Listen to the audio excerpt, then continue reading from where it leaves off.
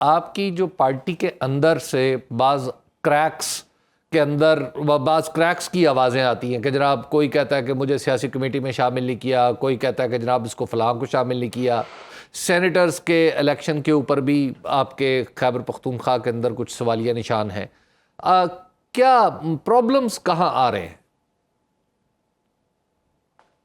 देखिए इसरा हबीब साहब, आप बिल्कुल इस चीज़ को समझेंगे और बहुत अच्छी तरीके से समझेंगे कि जब घर का बड़ा ना होना तो जो भाई होते हैं, जो सारे हमपल्ला होते हैं, उनके दरमियान में डिसएग्रीमेंट्स आती है कि यार कौन क्या करेगा। ठीक, हर एक अपने लिहाज से करता है। नंबर 2, पॉलिटिकल पार्टी के अंदर जो होते हैं ना, काफ़ी चीज़ें आम लोग डिस्कशन कर रहे होते हैं कि यार मैंने ये करना है, वो करना है। अच्छा, मेरी नज़र में ये बहुत छोटी बात है कि मुझे फलानी कमेटी में नहीं डाला, मुझे उस कमेटी में नहीं डाला।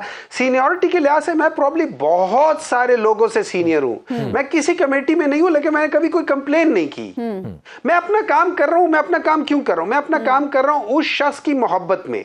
मैं अपना काम कर रहा हूं इस मुल्क की मोहब्बत में। मुझे उसका अजर ऐसा सच नहीं चाहिए। अजर ये है मुल्क ठीक हो जाए, मेरे लिए अजर ही अजर है। तो अगर हम लोग एज अ पॉलिटिशियन भी एक खास चीज से बढ़ जाएं तो बेहतर है, लेकिन ये कोई बड़ा मसला नहीं है। मुझे इन चीजों का इसलिए नहीं है कि जिस दिन इंशाल्लाह ताला इमरान खान जो अगले 1, 1.5, 2 महीनों के अंदर जब बाहर आ जाएगा, ये सारी चीजें खत्म हो जाएंगी। मसला ही कोई नहीं है। मैं उन चीज के ऊपर क्यों इतना अपना दिमाग काम करूं? आप बड़े सीनियर रहनुमा हैं, इस वक्त भी जो पार्टी में चीजें चल रही हैं उस पर आपकी बड़ी नजर होगी गहरी। आप क्या समझते हैं, क्या इस वक्त पार्टी में आस्तीन के सांप और मुनाफिक मौजूद हैं, जैसा कि शहरियार आफरीदी साहब कह रहे थे?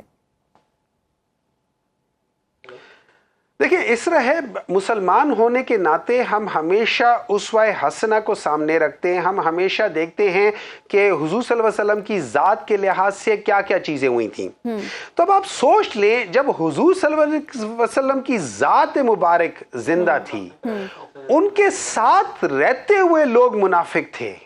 ये उधर से टर्म आया ना मुनाफिक का। तो उस वक्त थे, तो आपका क्या ख्याल है, इसमें नहीं होंगे? इसमें जरूर होंगे। इसमें ऐसे लोग भी होंगे जिनका इंटरेस्ट कुछ और होगा, ऐसे लोग भी होंगे कि जो कॉम्प्रोमाइज्ड होंगे और उनको कहा गया होगा हम आपको कुछ नहीं कहेंगे, आप हमें इंफॉर्मेशन देते रहें। वो सारी चीजें होंगी, मैं उसको डिनाई नहीं करता। मैं लेकिन मुझे नहीं पता कि कौन मुनाफिक है कौन नहीं है। मैं हर एक को फेस वैल्यू पे लेता हूं। मुनाफिक, आप ये कह रहे हैं किसी और पार्टी के एजेंट भी हो सकते हैं जो पार्टी की खबरें बाहर देते हैं? अच्छा, वो हर पार्टी में होता है। बाकी पार्टियों की आपको खबरें नहीं मिल जाती हैं। आपको बड़े बड़े इदारों के अंदर की खबरें नहीं मिल जाती हैं। ये तो पार्टी है, तो पॉलिटिकल पार्टी तो बोलती रहती हैं। आपको जुडिशरी के अंदर से खबर मिल जाती है, आपको एस्टैब्लिशमेंट के अंदर से वो खबरें जो किसी को नहीं होती वो भी आपको पता चल जाती है। तो क्या मतलब है, आपके उस जगह के अंदर आपके कोई एजेंट्स हैं?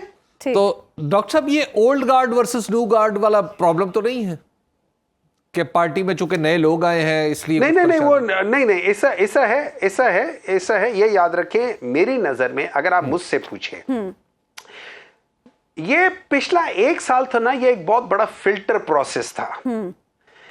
इसने एक 90% चीजें फिल्टर कर दी हैं और जो अनवांटेड पर्सोना नॉन ग्रेटा था उनको हटा दिया।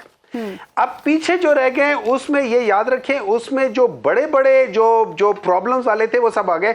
छोटे मोटे प्रॉब्लम शायद पीछे रह गए, क्योंकि अभी नेक्स्ट फिल्टर प्रोसेस भी आएगा, ये अभी खत्म नहीं होगा। अच्छा। लेकिन ये एक नेचुरल प्रोसेस है मेरी नजर में अल्लाह ताला की तरफ से, कि जो प्योरीफाई कर रहा है पाकिस्तान तहरीक इंसाफ को फ्रॉम ऑल इम्प्योरिटीज।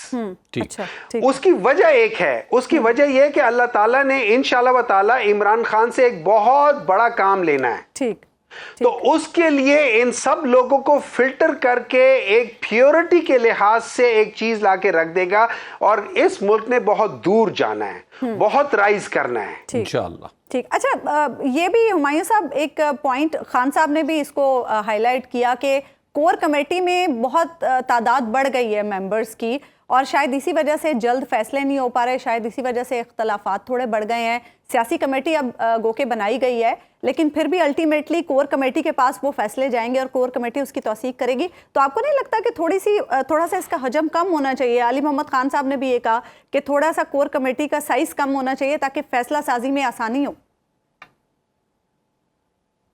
देखिए आप बिल्कुल सही कह रही हैं। कोर कमेटी का मतलब होता है, अगर आप मुझसे पूछें तो मे भी बहुत ज्यादा होंगे तो 15 बंदे, बहुत ज्यादा हुए तो 15 बंदे, वरना 11 बंदे, 13 बंदे, नॉट मोर देन दैट। ये कोर कमेटी होता है। कोर कमेटी देखिए इस तरह होती है, कोर कमेटी आपके जो बेसिक जो प्रिंसिपल स्टैंड होते हैं ना, उसका डिफाइन कर देती है।